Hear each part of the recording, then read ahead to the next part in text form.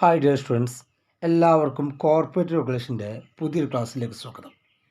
ഈ ഒരു വീഡിയോ ചെയ്യുന്നത് കോർപ്പറേറ്റ് റെഗുലേഷൻസിൻ്റെ എക്സാമിന് ഒരു ഫൈനൽ ടച്ച് എന്ന രീതിക്കാണ്. കാലിക്കറ്റ് യൂണിവേഴ്സിറ്റി BComനും BBAക്കും ഉള്ള പേപ്പറാണ് കോർപ്പറേറ്റ് റെഗുലേഷൻ. അപ്പോൾ ഈ ഒരു പേപ്പറിൽ ഏതെല്ലാം ക്വസ്റ്റ്യൻസ് പരീക്ഷയ്ക്ക് നമുക്ക് എക്സ്പെക്റ്റ് ചെയ്യാൻ നോക്കാം. 5 മൊഡ്യൂളാണ് കോർപ്പറേറ്റ് റെഗുലേഷനിലുള്ളത്. അതിൽ ഒന്നാമത്തെ മൊഡ്യൂൾ എന്ന് പറഞ്ഞാൽ ഇൻട്രൊഡക്ഷൻ ടു കമ്പനീസ് ആക്ട് 2013 ആണ്. സെക്കൻഡ് ഫോർമേഷൻ ഓഫ് കമ്പനീസ് ആണ്. തേർഡ് ഷെയർ ക്യാപിറ്റലാണ്. ഫോർത്ത് മാനേജ്മെൻറ്റ് ഓഫ് കമ്പനീസ് ആണ്. Fifth company meeting and winding up എന്നിങ്ങനെ 5 മൊഡ്യൂളാണ് കോർപ്പറേറ്റ് റെഗുലേഷൻ്റെ കംപ്ലീറ്റ് സിലബസ് ഉള്ളത്. അപ്പോൾ ഓരോ മൊഡ്യൂളും നമുക്ക് ഡീറ്റെയിൽഡ് ആയിട്ട് ഡിസ്കസ് ചെയ്യാം. Module 1 introduction to companies act 2013. ഒന്നാമത്തെ മൊഡ്യൂളിൽ വരുന്നത് 2013 രൂപീകരിച്ച കമ്പനി നിയമവുമായി ബന്ധപ്പെട്ടാണ്. ഒരു എക്സാം പോയിൻ്റ് ഓഫ് വ്യൂവിൽ നോക്കുമ്പോൾ വളരെ പ്രധാനപ്പെട്ട ഒരു മൊഡ്യൂളാണ് ഫസ്റ്റ് മൊഡ്യൂൾ. നിങ്ങൾ ഈ ഒരു ഭാഗത്ത് നിർബന്ധമായിട്ടും കവർ ചെയ്യേണ്ട ഏരിയാസ് എന്ന് പറയുന്നത്, ഫസ്റ്റ് അറിഞ്ഞിരിക്കേണ്ടത് കമ്പനീസ് ആക്ട് 2013 എന്താണ്. 1956 കമ്പനി ആക്ട് അമെൻഡ് ചെയ്തിട്ടാണ് 2013 പുതിയ കമ്പനീസ് ആക്ട് നിലവിൽ വരുന്നത്. അപ്പോൾ അതുമായി ബന്ധപ്പെട്ട ഡേറ്റുകൾ, അതുമായി ബന്ധപ്പെട്ട കമ്മിറ്റികളെ കുറിച്ചൊക്കെ അറിഞ്ഞിരിക്കണം. അതുപോലെ തന്നെ ഒബ്ജക്റ്റീവ്സ് ഓഫ് കമ്പനീസ് ആക്ട്, ഇവിടെ 6 മാർക്കിന് ചോദിക്കാൻ സാധ്യതയുള്ള ഒരു ക്വസ്റ്റ്യനാണ്. Objectives of companies act 2013, 2013 company ആക്ടിൻ്റെ പ്രധാനപ്പെട്ട ലക്ഷ്യങ്ങൾ എന്തൊക്കെയായിരുന്നു.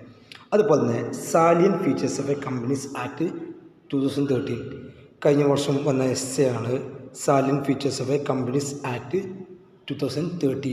അപ്പോൾ ഫസ്റ്റ് ഭാഗം ഒരിക്കലും സ്കിപ്പ് ചെയ്ത് കമ്പനി ആക്ട് എന്താണ്, അതിൻ്റെ ഒബ്ജക്റ്റീവ്സ്, അതുപോലെ തന്നെ ഫീച്ചേഴ്സ്. പിന്നീട് വരുന്നത് എന്താണ് കമ്പനി എന്നാണ്. അപ്പോൾ ഒരു 3 മാർക്കിന് നമുക്ക് എക്സ്പെക്റ്റ് ചെയ്യാൻ പറ്റുന്ന ഒരു ക്വസ്റ്റ്യൻ ആണത്. വാട്ട് ഈസ് കമ്പനി എന്നത്. കമ്പനി എന്താണ്? ഒരു ആർട്ടിഫിഷ്യൽ പേഴ്സൺ ആണ്, ക്രിയേറ്റഡ് ബൈ ലോ. അതുപോലെ തന്നെ കമ്പനിയുടെ ക്യാരക്ടറിസ്റ്റിക്സ് 3 മാർക്കിനോ അതുപോലെ തന്നെ 6 മാർക്കിനോ വരാൻ സാധ്യതയുള്ള ഒരു ക്വസ്റ്റ്യൻ ആണത്, കമ്പനിയുടെ ക്യാരക്ടറിസ്റ്റിക്സ്.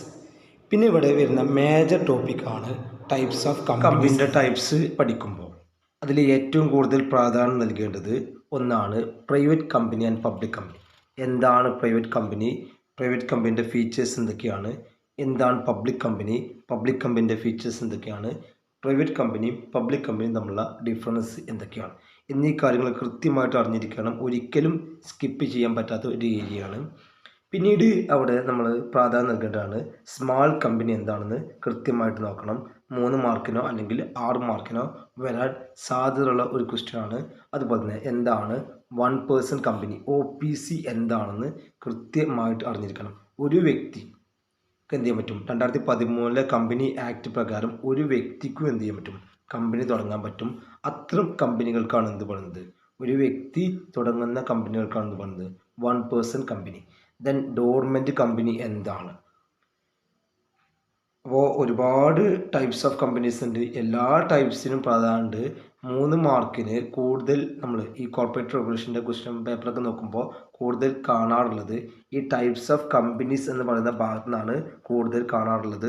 അപ്പോൾ ഓരോ ടൈപ്സും കൃത്യമായിട്ട് പഠിക്കാം. പിന്നീട് ഫസ്റ്റ് മൊഡ്യൂൾ വരുന്ന ഒരു മേജർ ടോപ്പിക്കാണ് ലിഫ്റ്റിംഗ് ദി കോർപ്പറേറ്റ് വെയിൽ. ഈ ഒരു ടോപ്പിക്ക് കൃത്യമായിട്ട് കവർ ചെയ്തിരിക്കണം. സർക്കംസ്റ്റാൻസ് പറയുന്നുണ്ട്, കോർപ്പറേറ്റ് വെയിൽ ലിഫ്റ്റ് ചെയ്യാനുള്ള സർക്കംസ്റ്റാൻസ് പറയുന്നുണ്ട്. കഴിഞ്ഞ വർഷത്തെ എസ്സേ ക്വസ്റ്റ്യൻ ആണ്. അപ്പോൾ കഴിഞ്ഞ വർഷം 2 എസ്സേ ചോദിച്ചതും ഫസ്റ്റ് മൊഡ്യൂളിൽ നിന്നാണ്. ഒന്ന് സാലിയൻ ഫീച്ചേഴ്സ് ആയിരുന്നു, മറ്റൊന്ന് ലിഫ്റ്റിംഗ് ഓഫ് കോർപ്പറേറ്റ് വെയിലിൻ്റെ സർക്കംസ്റ്റാൻസ് ആയിരുന്നു. അപ്പോൾ ആ ഒരു ഭാഗം കൃത്യമായിട്ട് ശ്രദ്ധിക്കണം. Then second module formation of companies ആണ്. ഇതിൽ നമ്മൾ ഏറ്റവും കൂടുതൽ പ്രതീക്ഷിക്കേണ്ടത് ഇതൊരു എസ് ആയിട്ടാണ്. 4 സ്റ്റേജസ് ആണ് കമ്പനി ഫോർമേഷൻ ഉള്ളത്. Promotion, incorporation, capital subscription, commencement of business. അപ്പോൾ ഈ 4 സ്റ്റേജിനെ കുറിച്ചും കൃത്യമായിട്ട് അറിഞ്ഞിരിക്കണം. ഈ 4 സ്റ്റേജ് ഒരുമിച്ചാണ് പല പരീക്ഷയ്ക്കും എക്സ് ആയിട്ട് ചോദിക്കാറുള്ളത്. അപ്പോൾ എന്താണ് പ്രൊമോഷൻ, അതിൽ പ്രൊമോട്ടർ ആരാണ്, ടൈപ്സ് ഓഫ് പ്രൊമോട്ടേഴ്സ്, ഇത് 6 മാർക്കിന് അല്ലെങ്കിൽ 3 മാർക്കിനൊക്കെ ഈ ഭാഗത്ത് നിന്ന് ചോദ്യങ്ങൾ വരാറുണ്ട്. അതുപോലെ തന്നെ ഇൻകോർപ്പറേഷൻ എന്ന് പറഞ്ഞാൽ ഒരു കമ്പനിയുടെ രൂപീകരണമാണെന്ത് ഇൻകോർപ്പറേഷൻ. അവിടെ ഒരു സർട്ടിഫിക്കറ്റ് ഉണ്ടായിരിക്കും അല്ലേ, ഒരു ബർത്ത് സർട്ടിഫിക്കറ്റ്, കമ്പനിയുടെ ബർത്ത് സർട്ടിഫിക്കറ്റിന് പറഞ്ഞ പേരാണെന്ത് സർട്ടിഫിക്കറ്റ് ഓഫ് ഇൻകോർപ്പറേഷൻ. അപ്പോൾ പ്രൊമോഷൻ എന്താണ്, പ്രൊമോഷനുമായി ബന്ധപ്പെട്ട കാര്യങ്ങൾ, ഇൻകോർപ്പറേഷൻ എന്താണ്, അതിൽ ഏറ്റവും കൂടുതൽ പ്രാധാന്യക്കേണ്ടത് സർട്ടിഫിക്കറ്റ് ഓഫ് ഇൻകോർപ്പറേഷൻ. പിന്നീട് വരുന്നതാണ് ക്യാപിറ്റൽ സബ്സ്ക്രിപ്ഷൻ. ഒരു കമ്പനി അതിൻ്റെ പ്രവർത്തനത്തിന് ആവശ്യമായുള്ള ക്യാപിറ്റൽ എന്ത് ചെയ്യുന്നു, സബ്സ്ക്രൈബ് ചെയ്യുന്നു, പബ്ലിക്കിൻ്റെ കയ്യിൽ നിന്നൊക്കെ സബ്സ്ക്രൈബ് ചെയ്യുന്നു, അതിൻ്റെ പറഞ്ഞ പേരാണെന്ത് ക്യാപിറ്റൽ സബ്സ്ക്രിപ്ഷൻ. പിന്നെ കമൻസ്മെൻറ്റ് ഓഫ് ബിസിനസ്. എന്നിങ്ങനെ 4 സ്റ്റേജസ് ആണ് കമ്പനി ഫോർമേഷൻ ഉള്ളത്. അപ്പോൾ ഈ ഒരു ഭാഗത്ത് നല്ല പ്രാധാന്യം നൽകണം. എസ് ആയിട്ട് വരാൻ സാധ്യതയുള്ള ഒരു ക്വസ്റ്റ്യനാണ്. അല്ലെങ്കിൽ 6 മാർക്കിനോ 3 മാർക്കിനൊക്കെ ഈ ഒരു ഭാഗത്ത് നിന്ന് ചോദ്യങ്ങൾ വരാം. നെക്സ്റ്റ് ഉള്ള ഭാഗമാണ് ഡോക്യുമെൻ്റ് ഓഫ് കമ്പനീസ്. മറ്റൊരു പ്രധാനപ്പെട്ട ഭാഗമാണ് ഡോക്യുമെൻ്റ്. അപ്പോൾ ഫോർമേഷൻ്റെ 4 സ്റ്റേജസ്, അതുപോലെ തന്നെ ഡോക്യുമെൻ്റ്, ഈ 2 ഭാഗങ്ങളാണ് സെക്കൻഡ് മൊഡ്യൂളിൽ പ്രതിപാദിക്കുന്നത്. ഈ 2 ഭാഗത്തു നിന്നും നല്ല മാർക്കിന് പ്രീവിയസ് ക്വസ്റ്റ്യൻ പേപ്പർ നോക്കുകയാണെങ്കിൽ നമുക്ക് ക്വസ്റ്റ്യൻ പേപ്പറിൽ കാണാൻ പറ്റും. അപ്പോൾ ഡോക്യുമെൻറ്റിൽ എല്ലാവരും ചെറിയ ക്ലാസ്സിൽ തന്നെ പഠിച്ച ഭാഗങ്ങളാണ്. 3 ഡോക്യുമെൻ്റാണ് വരുന്നത്. Memorandum of association, articles of association, prospectus. ഈ ഒരു ഭാഗത്ത് നിന്ന് പരീക്ഷയ്ക്ക് നല്ല ചോദ്യം വരാറുണ്ട്. അപ്പോൾ എന്താണ് മെമ്മോറാണ്ടം ഓഫ് അസോസിയേഷൻ, അതിൻ്റെ contents, alteration of memorandum. Memorandum കണ്ടൻ്റൊക്കെ 6 മാർക്കിന് നമുക്ക് ഒരു പ്രതീക്ഷിക്കാവുന്ന ക്വസ്റ്റ്യനാണ്. ഒരുവിധം എല്ലാ പരീക്ഷയ്ക്കും 6 മാർക്കിന് വരുന്ന ഒരു ചോദ്യമാണ് മെമ്മോറാണ്ടത്തിൻ്റെ കണ്ടൻറ്റ്. അതുപോലെ തന്നെ ആൾട്രേഷനും മെമ്മോറാണ്ടം വരാം. അപ്പോൾ കണ്ടൻറ്റ് പഠിച്ചു കഴിഞ്ഞാൽ എന്ത് പഠിയും, അതിൻ്റെ ആൾട്രേഷനും പഠിയും. അപ്പോൾ കണ്ടൻസ് ഒരിക്കലും സ്കിപ്പ് ചെയ്യരുത്. പിന്നീട് വരുന്നതാണ് ആർട്ടിക്കിൾസ് ഓഫ് അസോസിയേഷന്, അതിൻ്റെ കണ്ടൻസ്, ഫോംസ് വരുന്നുണ്ട്, alteration of articles of association വരുന്നുണ്ട്. പിന്നെ ഇവിടെ എക്സ്പെക്റ്റ് ചെയ്യാൻ പറ്റുന്ന ഒരു 6 മാർക്കിൻ്റെ ക്വസ്റ്റ്യൻ ആണ് മെമ്മോറാണ്ടം ആർട്ടിക്കിൾസും തമ്മിലുള്ള ഡിഫറൻസ്. ഇതൊക്കെ എസ് ആയിട്ടും വരാം കേട്ടോ. 6 മാർക്കിന് വരാം, എസ് ആയിട്ട് വരാം, 3 മാർക്കിന് വരാം. ഈ ഒരു ഭാഗത്തു നിന്ന് ചോദ്യങ്ങൾ പരീക്ഷയ്ക്ക് ഉണ്ടാകും എന്ന കാര്യം ഉറപ്പാണ്. പിന്നീട് വരുന്നതാണ് പ്രോസ്പെക്ടസ്. ഒരു കമ്പനി അവരുടെ ഇന്ന ഷെയറൊക്കെ ഉണ്ട് എന്ന് പറഞ്ഞിട്ട് പബ്ലിക്കിന് നൽകുന്ന ഒരു ഇൻവിറ്റേഷൻ ലെറ്റർ ആണത് പ്രോസ്പെക്ടസ്. ഒരു കോളേജ് തുടങ്ങുകയോ അല്ലെങ്കിൽ ഒരു കമ്പനി ഇന്ന എന്തുണ്ട് ഞങ്ങളുടെ കമ്പനിയിൽ ഇന്ന ഷെയർ ഉണ്ട് എന്ന് പറഞ്ഞിട്ട് പബ്ലിക്കിനെ അറിയിക്കാൻ വേണ്ടി എന്ത് ചെയ്യുന്നു, ഒരു ലെറ്റർ അയക്കുന്നു. ആ ലെറ്ററിനെ പറഞ്ഞ പേരാണത് പ്രോസ്പെക്ടസ്. അപ്പോൾ ആ ലെറ്ററിൽ എന്തെല്ലാം കാര്യങ്ങളാണ് ഉൾക്കൊള്ളിച്ചിരിക്കുന്നത്, അതാണ് ഇതിൻ്റെ കണ്ടൻസിൽ വരുന്നത്. പിന്നെ അതുപോലെ തന്നെ ഇവിടെ കൃത്യമായിട്ട് അറിഞ്ഞിരിക്കേണ്ടതാണ് സ്റ്റേറ്റ്മെൻറ്റ് ഇൻ ലിeu പ്രോസ്പെക്ടസ്. അതുപോലെ തന്നെ ഒരു പ്രോസ്പെക്ടസിൽ എന്തെങ്കിലും മിസ് സ്റ്റേറ്റ്മെൻറ്റ് വന്നാൽ അവിടെയുള്ള ലാബിലിറ്റീസ്, ബാധ്യതകൾ എന്തൊക്കെയാണ്, അവിടെ സിവിൽ ലാബിലിറ്റിയും പറയുന്നുണ്ട്, ക്രിമിനൽ ലാബിലിറ്റിയും പറയുന്നുണ്ട്. പ്രോസ്പെക്ടസ് വളരെ പ്രധാനപ്പെട്ട ചോദ്യമാണ്. അപ്പോൾ 3 ഡോക്യുമെൻ്റ് കൃത്യമായിട്ട് അറിഞ്ഞിരിക്കണം. പിന്നെ വരുന്ന ഭാഗമാണ് ഇതുമായി ബന്ധപ്പെട്ടാണ് ഡോക്ടറിംഗ് ഓഫ് കൺസ്ട്രക്റ്റീവ് നോട്ടീസ് എന്താണ്, അതുപോലെ തന്നെ ഡോക്ടറിംഗ് ഓഫ് ഇൻഡോർ മാനേജ്മെൻറ്റ് എന്താണ്. ഈ ഒരു ടോപ്പിക്കും കൂടി കൃത്യമായിട്ട് അറിഞ്ഞിരിക്കണം. കൺസ്ട്രക്റ്റീവ് നോട്ടീസും അതുപോലെ തന്നെ ഇൻഡോർ മാനേജ്മെൻറ്റും. ദെൻ തേർഡ് മൊഡ്യൂളിലെ പ്രധാനപ്പെട്ട ഭാഗം നോക്കുകയാണെങ്കിൽ ഒരു വൈഡ് മൊഡ്യൂളാണ്. അക്കൗണ്ടൻസിയിലും മറ്റു ഭാഗങ്ങളിലൊക്കെ പ്രീവിയസ് ആയിട്ടുള്ള നിങ്ങളുടെ പല ബുക്കുകളിലും പഠിച്ചൊരു ഭാഗമാണ് ഷെയർ ക്യാപിറ്റൽ എന്ന് പറയുന്നത്. ഇതിൽ അറിഞ്ഞിരിക്കേണ്ടത് വളരെ കോമൺ ക്വസ്റ്റ്യൻസ് ആണ്, വളരെ സിമ്പിൾ ക്വസ്റ്റ്യൻസ് ആണ് ഈ ഒരു മൊഡ്യൂളിൽ നിന്ന് വരാറുള്ളത്. ഷെയർ ക്യാപിറ്റൽ എന്താണ് അറിഞ്ഞിരിക്കണം. അതുപോലെ തന്നെ ഷെയർ ക്യാപിറ്റലിൻ്റെ അതിൽ അതിൻ്റെ ക്ലാസിഫിക്കേഷൻസ് വരുന്നുണ്ട്. ഷെയറിൻ്റെ ക്ലാസിഫിക്കേഷൻ അല്ല, ഒരു ഷെയർ ക്യാപിറ്റൽ ഇഷ്യൂ ചെയ്യുന്ന classification, authorised capital, issued capital, subscribed capital, paid up capital എന്നൊക്കെ പറഞ്ഞ ഭാഗങ്ങൾ അതും അറിഞ്ഞിരിക്കണം. പിന്നെ അതുപോലെ തന്നെ types of shares, 2 types of share ആണുള്ളത്. ഒന്ന് ഇക്വിറ്റി ഷെയറും മറ്റൊന്ന് പ്രിഫറൻസ് ഷെയറും. ഇതിൽ പ്രിഫറൻസ് ഷെയറിൻ്റെ ടൈപ്സൊക്കെ ഒരുവിധം എല്ലാ പരീക്ഷയ്ക്കും കാണുന്ന ചോദ്യമാണ്. വളരെ എളുപ്പമാണ്. Cumulative preference share, non cumulative preference share, അങ്ങനെ റെഡീമബിൾ, നോൺ റെഡീമബിൾ, അങ്ങനെ പരീക്ഷയ്ക്ക് നിങ്ങൾക്ക് പഠിക്കാനും എഴുതാനും എളുപ്പമുള്ളൊരു ചോദ്യമാണിത് ഈ പ്രിഫറൻസ് ഷെയറിൻ്റെ ടൈപ്സൊക്കെ. അപ്പോൾ അതൊക്കെ കൃത്യമായിട്ട് നോക്കണം. അതുപോലെ തന്നെ ഇക്വിറ്റി ഷെയർ എന്താണ്, പ്രിഫറൻസ് ഷെയറും ഇക്വിറ്റി ഷെയറും തമ്മിലുള്ള ഡിഫറൻസ്. അപ്പോൾ പ്രിഫറൻസ് ഷെയർ എന്താണ് അല്ലേ, ഡിവിഡൻഡ് ഫസ്റ്റ് കൊടുക്കും. ഇക്വിറ്റി ഷെയർസ് എന്തേ ഉള്ളൂ, പിന്നീട് ഡിവിഡൻഡ് കൊടുക്കുള്ളൂ. ഇക്വിറ്റി ഷെയർസ് എന്ന് പറഞ്ഞാൽ കമ്പനിയുടെ റിയൽ ഓണേഴ്സ് ആണ്. പ്രിഫറൻസ് ഷെയർസോ റിയൽ ഓണേഴ്സ് അല്ല. അങ്ങനെ ഒരുപാട് ഡിഫറൻസ് വരുന്നുണ്ട്. അപ്പോൾ ഇക്വിറ്റി ഷെയറും പ്രിഫറൻസ് ഷെയറും തമ്മിലുള്ള ഡിഫറൻസ് കൃത്യമായിട്ട് നോക്കണം. വളരെ ചെറിയ ക്ലാസ്സിൽ നിന്ന് പഠിച്ച ഭാഗമാണ്. ഇപ്പോഴും പരീക്ഷയ്ക്ക് നല്ല പ്രാധാന്യമുള്ള ഒരു ഭാഗമാണ് ഈ ഒരു ഏരിയ. പിന്നീട് വരുന്നതാണ് പബ്ലിക് ഇഷ്യൂ ഷെയർസ്. എന്തായിരുന്നു, ഷെയറൊക്കെ പബ്ലിക്കിന് ഇഷ്യൂ ചെയ്യുന്ന ഭാഗമാണ്. അതിൽ പ്രധാനമായി ശ്രദ്ധിക്കേണ്ട ഒരു ഭാഗമാണ് ഇനീഷ്യൽ പബ്ലിക് ഓഫർ, IPO. അപ്പോൾ IPO എന്ന് പറഞ്ഞാൽ ഇനീഷ്യൽ പബ്ലിക് ഓഫറാണ്. അതുപോലെ തന്നെ അതിൽ വരുന്ന മറ്റൊരു ഭാഗമാണ് ഓഫർ ഫോർ സെയിൽ. അപ്പോൾ എന്താണ് പബ്ലിക് ഇഷ്യൂ, പബ്ലിക് ഇഷ്യൂവിൻ്റെ പ്രൊസീജിയർ, സെബി ഗൈഡ്ലൈൻസ് ഒക്കെ ഉണ്ട്. പബ്ലിക് ഇഷ്യൂ ചെയ്യുന്ന പ്രൊസീജിയർ എന്താണ്, IPO എന്താണ്, ഓഫർ ഫോർ സെയിൽ കൃത്യമായിട്ട് അറിഞ്ഞിരിക്കണം. പിന്നെ വരുന്നൊരു ഭാഗമാണ് allotment of shares. Share allotment എന്നുകൊണ്ട് എന്താണ് അർത്ഥമാക്കുന്നത്, എന്താണ് ഇറഗുലർ അലോട്ട്മെൻറ്റ്, പല പരീക്ഷയ്ക്കും കാണുന്ന ഒരു ചോദ്യമാണ്. അപ്പോൾ 3 മാർക്കിന് ഇവിടെ ഈ ഒരു ഭാഗത്ത് നിന്ന് എല്ലാ പരീക്ഷ ക്വസ്റ്റ്യൻ പേപ്പറും നോക്കിക്കഴിഞ്ഞാൽ അതിൽ കാണുന്ന ഒരു ചോദ്യമാണ് ഇറഗുലർ അലോട്ട്മെൻറ്റ്. അപ്പോൾ ആ ഒരു ടേം എന്താണെന്ന് കൃത്യമായിട്ട് മനസ്സിലാക്കണം. പിന്നീട് വരുന്നതാണ് ലിസ്റ്റിംഗ് ഓഫ് ഷെയർസ്. എന്ത് ചെയ്യുന്നു, ഷെയർ ലിസ്റ്റ് ചെയ്യുക. സെക്യൂരിറ്റി മാർക്കറ്റിൽ ഒരു ഷെയർ ലിസ്റ്റ് ചെയ്യുന്നതിനാണെന്ന് പറയുന്നത്. ലിസ്റ്റിംഗ് ഓഫ് ഷെയർസ് എന്ന് പറയുന്നത് വളരെ പ്രധാനപ്പെട്ട ഇതാണ്. ലിസ്റ്റിങ്ങിൻ്റെ പ്രൊസീജിയറും അതിൻ്റെ അഡ്വാൻറ്റേജസും കാര്യങ്ങളൊക്കെ വരുന്നുണ്ട്. കഴിഞ്ഞ വർഷം വന്ന മറ്റൊരു എസ് ആണ്. അപ്പോൾ കഴിഞ്ഞ വർഷം വന്ന 3 എസ്സുകളും പറഞ്ഞു. ഒന്ന് സാലിയൻ ഫീച്ചേഴ്സ് ആയിരുന്നു, മറ്റൊന്ന് ലിഫ്റ്റിംഗ് ഓഫ് കോർപ്പറേറ്റ് വെയിലായിരുന്നു, പിന്നെ വന്നതാണ് ലിസ്റ്റിംഗ് ഓഫ് ഷെയർസ് എന്ന് പറയുന്ന ഭാഗം. ഇത് വളരെ റെയറായിട്ട് വന്നതാണ്, ഇനി വരണമെന്നില്ല, ചെറിയൊരു ടോപ്പിക്കാണ്. അപ്പോൾ ഇത് ഒരു 6 മാർക്കിന് പ്രതീക്ഷിക്കുക. അതുപോലെ തന്നെ 3 മാർക്കിന് ചോദ്യങ്ങൾ എന്തായാലും ഈ ഒരു ഭാഗത്ത് നിന്ന് ഉണ്ടാകും. പിന്നെ വരുന്ന മറ്റൊരു ടോപ്പിക്കാണ്, ഒരു 3 മാർക്കിന് വരാൻ സാധ്യതയുള്ള ടോപ്പിക്കാണ് employee stock option plan, ESOP. അപ്പോൾ അത് ഈ ഫുൾ ഫോമൊക്കെ കാണുമ്പോൾ തന്നെ മനസ്സിലാക്കുക, എംപ്ലോയി സ്റ്റോക്ക് ഓപ്ഷൻ പ്ലാൻ ആണ്. പിന്നെ ഇവിടെ പരീക്ഷയ്ക്ക് പല ടൈം റിപ്പീറ്റ് വരുന്ന അക്കൗണ്ടൻസി ആയാലും ഷെയർ എവിടെയൊക്കെ ഉണ്ടോ അവിടെയൊക്കെ വരുന്ന ടേമാണ് sweat equity share. Sweat equity shares എന്ന് പറഞ്ഞാൽ ഒരു കമ്പനി അവരുടെ ഷെയർ അവരുടെ ബോർഡ് ഓഫ് ഡയറക്ടേഴ്സിനോ എംപ്ലോയീസിനോ ഒരു കൺസ്ട്രക്ഷൻ റേറ്റിൽ, അതായത് കുറഞ്ഞ റേറ്റിൽ ഇഷ്യൂ ചെയ്യുകയാണെങ്കിൽ അതിനെ പറഞ്ഞ പേരാണിത് സെറ്റ് ഇക്വിറ്റി ഷെയർസ്. ഒരു കമ്പനി അവരുടെ ബോർഡ് ഓഫ് ഡയറക്ടേഴ്സിന് ഷെയർ നൽകുന്നതിനാണ് ഇത് വന്നത് സെറ്റ് ഇക്വിറ്റി ഷെയർസ് എന്ന് പറയുന്നത്. പിന്നീട് തേർഡ് മൊഡ്യൂളിൽ വരുന്നതാണ് ബോണസ് ഷെയർ എന്താണ്, അതുമായി ബന്ധപ്പെട്ട കാര്യങ്ങൾ കൃത്യമായിട്ട് നോക്കണം. പരീക്ഷയ്ക്ക് വരാൻ സാധ്യതയുള്ള ചോദ്യമാണ്. ദെൻ വളരെ പ്രാധാന്യം കൊടുക്കേണ്ട ഒരു ടോപ്പിക്കാണ് ഷെയർ സർട്ടിഫിക്കറ്റും ഷെയർ വാറണ്ടും. ഇതിൻ്റെ ഡിഫറൻസ് കൃത്യമായിട്ട് അറിഞ്ഞിരിക്കണം. എന്താണ് ഷെയർ സർട്ടിഫിക്കറ്റ്, ഷെയർ സർട്ടിഫിക്കറ്റിൽ എന്തെല്ലാം കാര്യങ്ങൾ വരാം, അതിൻ്റെ കണ്ടൻസ്. ഷെയർ വാറണ്ട് എന്താണ്, ഷെയർ സർട്ടിഫിക്കറ്റും ഷെയർ വാറണ്ടും തമ്മിലുള്ള ഡിഫറൻസ്.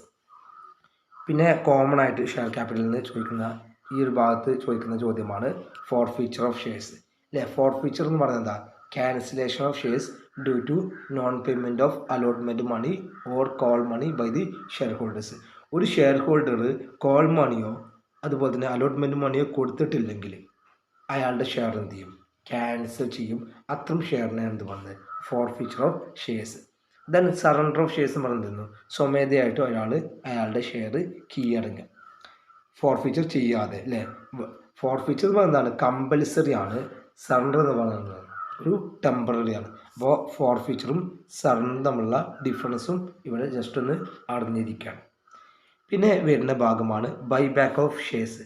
ബൈബാക്ക് ഓഫ് ഷെയർസ് എന്ന് പറഞ്ഞാൽ ബൈയിങ് ഓൺ ഷെയർസ് എന്നാണ് അർത്ഥം.